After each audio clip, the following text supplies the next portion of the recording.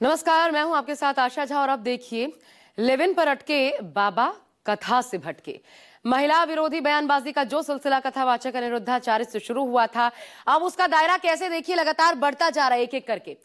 इस बार बयान अंतर्राष्ट्रीय संत और कथावाचक इंद्रेश उपाध्याय की तरफ से भी सामने आया है, जिन्होंने लिव इन को विकृत मानसिकता बताया। इससे पहले अनिरुद्धाचार्य कई बार लिव इन पर बयानबाजी कर ही चुके हैं। साध्वी प्राची, साध्वी रितंबरा, इन्होंने भी लिव इन पर सवाल उठाए हैं। और क्या महिला विरोधी बयानबाजी के लिए इन कथावाचकों का मन इसलिए बढ़ रहा है कि गैंगस्टर इनके पक्ष में खड़े हो गए हैं? देखिए इनसाइड रिपोर्ट। ये लिव इन नहीं है, ये लड़का लड़की अपना छिपाने के लिए ना लिव इन कह रहे हैं। ये शुद्ध में लिखे हम वैश्यालय में रहते हैं।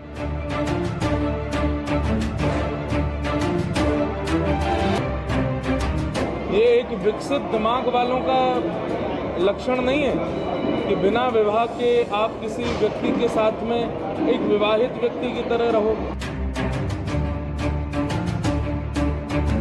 कुछ लड़कियां लिव इन में रह रहे हैं। ये कुत्ता बिल्लियों का कल्चर रहा है सदियों से।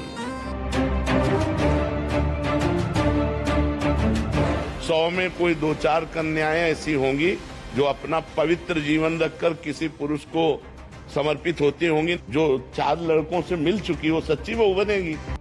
महिलाओं के चरित्र को लेकर बयानबाजी करने वाले इन धर्माचार्यों की फहरिस्त में अब एक नया नाम जुड़ गया। ये नाम है कथावाचक इंद्रेश उपाध्याय का, जिन्होंने अनिरुद्धाचार्य की तरह लिव इन पर विवादित बयान दिया। इंद्रेश उपाध्याय के मुताबिक लिव इन सामान्य लोगों की प्रकृति नहीं, बल्कि ये एक मानसिक विकृति है। यानी जो लोग मानसिक रूप से स्वस्थ नहीं हैं, वही इस तरह लिव इन में रहने की सोच रखते हैं। लिविंग में तो हिंदू वैदिक सनातन धर्मावलंबी की मेरे ख्याल से किसी की सहमति नहीं होगी। और अगर उसको आप ब्रॉड माइंड कहते हो तो हम 2-3 दिन से यहाँ कथा में ब्रॉड माइंड पे ही चर्चा कर रहे हैं। ये एक विकसित दिमाग वालों का लक्षण नहीं है कि बिना विवाह के आप किसी व्यक्ति के साथ में एक विवाहित व्यक्ति की तरह रहो। हमारे यहाँ धर्म शास्त्रों में नियम बनाया गया, वो नियम का पालन आपको करना ही पड़ेगा। इसके बगैर यदि आप उस भाव में जाते हैं, आज आप देख रहे हैं आधे से ज्यादा होने वाली संतान जो है वो दिमागी तौर पर विकसित नहीं हो पाते। इंद्रेश उपाध्याय का ऐसा बयान उस वक्त आया जब वो खरगोन में एक धार्मिक आयोजन में पहुंचे थे और यहाँ कथा कर रहे थे। पत्रकारों से बात करते हुए उन्होंने लिव इन रिलेशनशिप पर बयान दिया। अब सवाल ये कि महिला विरोधी बयानबाजी का सिलसिला बढ़ता क्यों जा रहा? क्या गैंगस्टर बाबाओं पर मेहरबान हो गए, इसलिए इन बाबाओं की जुबान बार बार महिला विरोधी बयानबाजी के लिए खुल रही, जो न सिर्फ महिलाओं के चरित्र पर सवाल उठा रहे हैं, बल्कि उनके संतान को भी कटघरे में खड़ा करते हैं। ये एक विकसित दिमाग वालों का लक्षण नहीं है कि बिना विवाह के आप किसी व्यक्ति के साथ में एक विवाहित व्यक्ति की तरह रहो।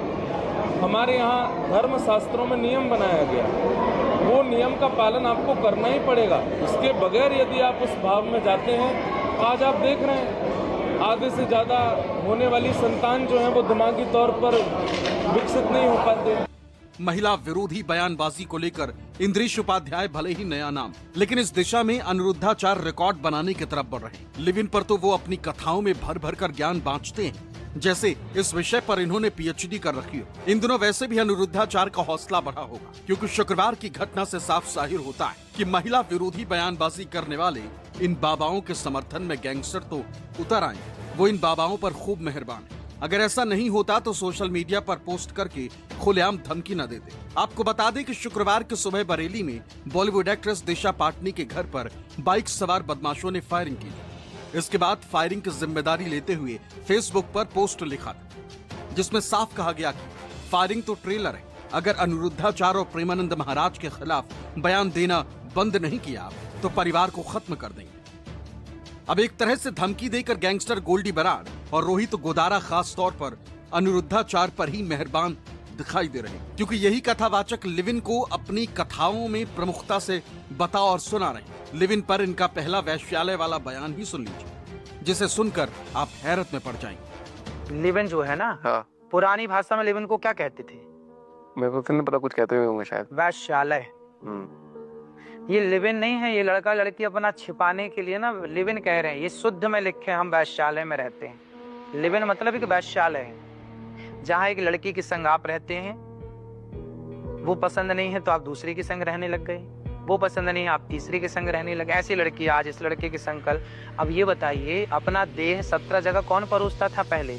सती सावित्री परोसती थी कि वैश्याएं परोसती थी? सवाल आपसे। हाँ, वैश्याएं परोसती थी। फिर तो लिव इन क्यों कहते हैं? वैश्यालय कहो ना।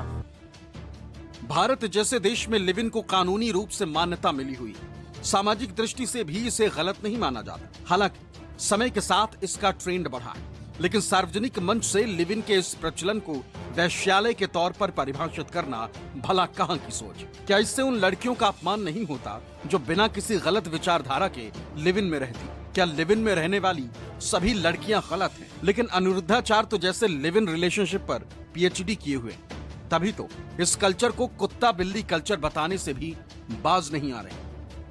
कुछ लड़कियां लिव इन में रह रहे हैं, रोको इन्हें कि ये भाई गलत है। ये भारत का कल्चर, भारत की संस्कृति नहीं है। ये कुत्ता बिल्लियों का कल्चर रहा है सदियों से। तो आप इंसान से देवता बनो, कुत्ता बिल्ली ना बनो। अब आज के लोग कहते हैं कि कोई कुछ भी करे, आप कौन होते हो बोलने वाले? फिर तो दुशासन द्रौपदी के कपड़े उतार रहा था, तो आज के जमाने के ये लोग होते तो ये कहते, दुशासन का ही पक्ष लेने लग जाते कि भाई तेरी लाइफ। अब दुशासन बोलता माई लाइफ माई चॉइस, मैं कुछ भी करूं। महिला अपमान में बार बार बयानबाजी करने पर भी जब अनिरुद्धाचार्य का कुछ नहीं बिगड़ा, तो इस तरह की महिला विरोधी बयान देने का सिलसिला ही चल निकला, और इसमें अब कथावाचक इंद्रेश उपाध्याय का नाम भी शामिल हो गया। वैसे इस तरह की बयानबाजी साध्वी ऋतंभरा, साध्वी प्राची और प्रेमानंद महाराज भी पहले कर चुके। इन सभी के केंद्र में महिलाएं रही। महिलाओं को कैरेक्टर सर्टिफिकेट बांटना रहा। आपको इन दिनों के पुराने बयान सुनाते हैं, जिनसे आपको अंदाजा हो जाएगा कि महिलाओं को लेकर इनकी सोच क्या है। वो अपना जीवन भी बर्बाद कर रही है बॉयफ्रेंडों के चक्कर में, 4-4 बॉयफ्रेंड रख करके अपने माता पिता की भी नाक कटा रही है, और उनका भी जीवन नरक का जीवन हो रहा है। इसीलिए वो इस तरह के विचारों को छोड़ करके अपने भारतीय संस्कृति और संस्कारों को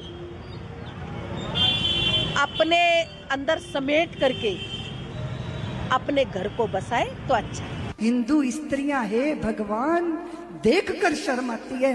पैसा कमाओगे तुम, नंगे होकर पैसा कमाओगे, गंदे ठुमके लगाकर, गंदे गाने गाकर। मुझे समझ नहीं आती उनके पतियों को ये स्वीकार कैसे है, उनके पिताओं को ये स्वीकार कैसे है। अपने घर के अंदर गंदी कमाई आती है तो पितर लोक में तड़पने लग जाते हैं। वो मिलना और या पति मिलना बड़ा मुश्किल है, बड़ा मुश्किल है। 100 में कोई 2-4 कन्याएं ऐसी होंगी जो अपना पवित्र जीवन रखकर किसी पुरुष को समर्पित होती होंगी। कैसे वो सच्ची बहू बनेगी? जो 4 लड़कों से मिल चुकी वो सच्ची बहू बनेगी? जो 4 लड़कियों से मिल चुका वो सच्चा पति बन पाएगा? लिव इन और महिला अपमान को लेकर विरोध तो इन तीनों का भी हुआ। साध्वी ऋतंभरा ने तो माफी भी मांगी, वही प्रेमानंद महाराज और साध्वी प्राची ने माफी तो नहीं मांगी, लेकिन दोबारा इस विवाद को आगे भी नहीं बढ़ाया। लेकिन अनिरुद्धाचार्य के लिव इन को लेकर बयानबाजी जारी रही, और इसमें उन्हें साध्वी प्रज्ञा ठाकुर का साथ भी मिला, जो अनिरुद्धाचार्य के आश्रम पहुंची तो लिव इन वाले बयान पर अनिरुद्धाचार्य का समर्थन किया। सत्य को समाज स्वीकार नहीं करना चाहता, बिल्कुल, लेकिन मुझे एक बात लगती है कि यह सत्य कहना अनिवार्य है, जरूरी। अगर साधु संत, सनातनी, वो उपदेशाचार्य, वो कथाचार्य, जो साहित्यकार, ये सब अगर नहीं कहेंगे तो समाज सुधरेगा कैसे? बिल्कुल, बिल्कुल। और जो कहना चाहिए वह कहा आपने, पर ना समझने वाले कहना चाहिए कि अनुशासनहीन लोग जो समाज में भी गंदगी फैलाते हैं और अंदर भी गंदगी फैलाते हैं, उनके घर में संस्कार मिलते नहीं हैं, ऐसे लोग आप लोगों को गलत बोलते हैं। बिल्कुल। मुझे लगता है कि आप अपने विश्वास के साथ जो कहा है आपने, वह समाज की स्थिति व्यक्त की है, आपने कोई अपने से बना करके नहीं बोला है। मैं आपकी बात का समर्थन करती हूँ, और मैं ये कहती हूँ कि ऐसे परिदृश्य जब हमारे समाज में बढ़ने लगते हैं तो दुराचार ऐसी अवस्थाओं में बढ़ता है कि माता पिता संस्कार दे नहीं पाते, उनकी जो पाश्चात्य सोच है उस सोच का परिणाम ये है कि स्कूल कॉलेज वहाँ भी लड़कियां जाएंगी तो अर्धनग्न रहती हैं। लिव इन पर बयानबाजी करने वाला धर्माचार्य चाहे कोई भी हो, लोगों ने विरोध तो उनका भी किया। बावजूद इसके अनुरुद्धाचार्य ने इससे कोई सबक लिया नहीं। ऊपर से कमाल ये कि जब विरोध हुआ तो दूसरों को ही ज्ञान देने लगे। कलयुग में सत्य बोलते हैं तो आपका विरोध करने लग जाएंगे लोग। कलयुग में आप किसी को कह दीजिए कि लिव इन में रहना गलत है तो आपका विरोध हो जाएगा। क्योंकि कलयुग में सत्य नहीं, आप सत्य नहीं बोल सकते। मैंने बोला तो सत्य कि आजकल कुछ लोग लिव इन में रह के गलत करते हैं तो उसका मेरा विरोध किया लोगों ने, बड़े बड़े लोगों ने विरोध किया। कभी लिव इन में रहने वाली लड़कियों की तुलना वैश्या से करना, कभी लिव इन कल्चर को कुत्ता बिल्ली कल्चर कहना, एक कथावाचक के लिए आखिर कहां तक सही? बीते कुछ समय में तो देखा गया है कि अनिरुद्धाचार्य अपनी कथाओं में धर्म का ज्ञान कम बल्कि महिलाओं को केंद्र में रखकर उन्हें कैरेक्टर सर्टिफिकेट बांटने का काम ज्यादा करते हैं और उनके जैसे बयान देने वालों की लिस्ट भी लंबी होती जा रही। इससे भी हैरत की बात यह है कि सनातन के नाम पर इन जैसे बाबाओं पर गैंगस्टर भी मेहरबान हो रहे हैं।